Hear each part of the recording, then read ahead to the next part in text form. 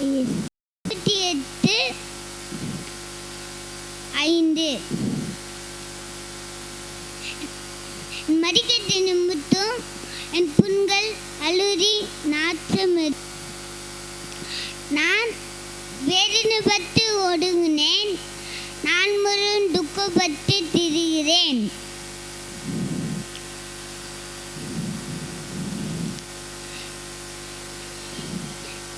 ஏன்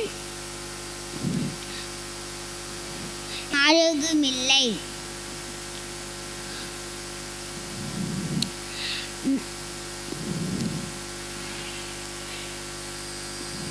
நான் வெளிநட்டு போய் மிகவும் நொறுக்கப்பட்டேன்.